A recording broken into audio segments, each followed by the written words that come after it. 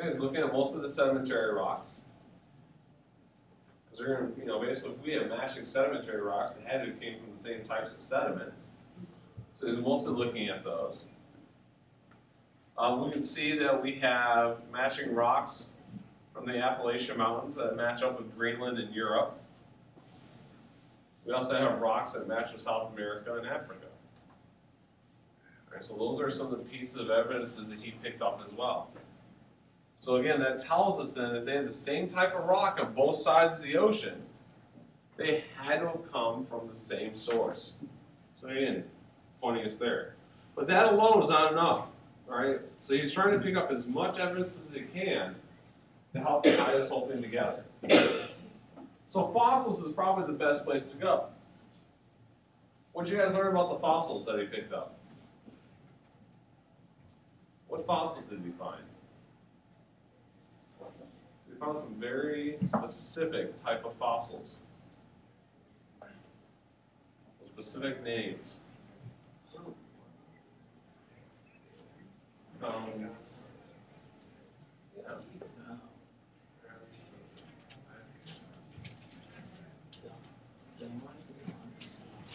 So these are two types of species that he found, and basically all over North America, South America, Africa, and Europe. Found the Canamerian and the Labyrinthodon. Now, I don't know about you guys, but those don't look like good swimmers to me. So if I'm finding these fossils on both sides of the ocean, does it make sense that these species could have swam the distance? So how are they going to get to both continents if the ocean was there? Again, this is part of that puzzle that Alfred Beckner is looking at this. Okay, we've got these dinosaurs here, these fossils, and they're not really good swimmers. Clearly not. Yeah. I think they wrote a dolphin. So then he finds the Mesosaurus. What does that look like to you guys? Scorpion. I'll take a closer look. Alligator. Looks like an alligator, right? Okay, alligators can swim in the ocean. We can see that, right? We have saltwater crocodiles in Australia. We definitely have crocodiles in America and the southeast that do swim out into the Gulf of Mexico. But you're not going to find them in the middle of the ocean. You're not going to find them miles out to sea. So again, when we're finding these types of animals, this is telling us that the oceans are either very low or the continents had to be much closer than they are today. And that's basically what he's looking at with the animal fossils.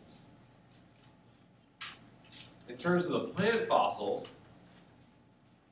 we have this plant called the Glossopteris. What does that Glossopteris look like to you guys? It's like ferns.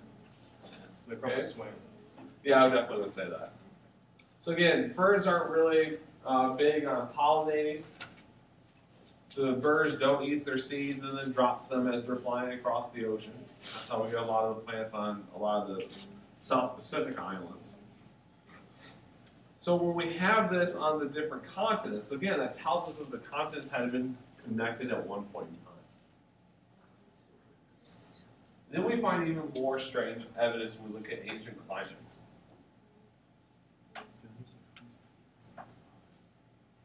So on one of his trips, he spends a little bit of time in Antarctica and he finds coal. Now for some of you guys, you'd be like, what are you talking about? Why should it be surprising to find coal in Antarctica? Because nothing dies there. Okay, so it's cold. Okay, what else? Fine. Nothing lives there to die.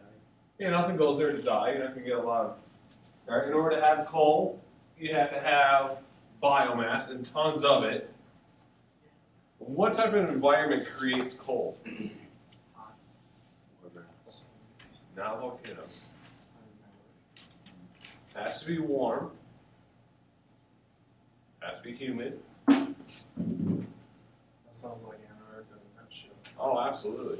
typically going to be a swamp, right? Large swamps create a lot of our coal deposits. So swampy, marshy, doesn't really sound like Antarctica.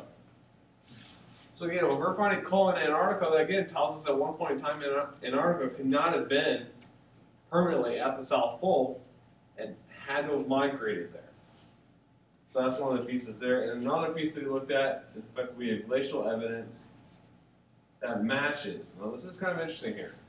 It's matching places in South America, Africa, India, and Australia. And what those glacial deposits are, we're not saying that all of these continents have evidence of glaciers, but that the till deposits that are there match on all four of those continents. And when you piece them together, you can actually see the line that the glaciers made together to form those same sediments. So, and that's basically what he did. Now, this is over his lifetime. This is one guy traveling all around the world, picking up pieces of evidence, piece after piece. And he's saying, here we go. This is what I've collected. Based on all of this, I think the continents were connected. Do you guys agree? Yep. Do you believe that they were connected? I'd say so. Is that good enough for you? The evidence is pretty strong, Well, I would think so. but there's probably some counter evidence. Oh, there's got to be, right? There's always going to be some counters. So here we go. Hey, Alfred, you're a crackpot. Here's why. The thing was that in order to get the scientific peers to accept his theory, they wanted answers. Yes, the evidence points in that direction. Good for you, Alfred. You did a great job over your lifetime. Hurrah. By the way, it's all false. And here's why. Because there's two things he could not explain. People say, okay, fine. If they did move, then answer me this. Why did they move? Why did the continents drift apart? So why? Not only why, but how? What was the mechanism that made the continents move? And these were the two questions that Alfred Wegener could never answer. And for that reason, his theory of continental drift was never completely accepted by the scientific community. And unfortunately, as with many scientists, Alfred Wegener died before his theory was proven. And so that basically concludes this. So this is where we're at with continental drift. We have the evidence that at one time our continents were together. But we have yet to answer how and why they moved. And that's all I have for us today. Tomorrow's lesson, we're going to get into more evidence on a completely separate theory.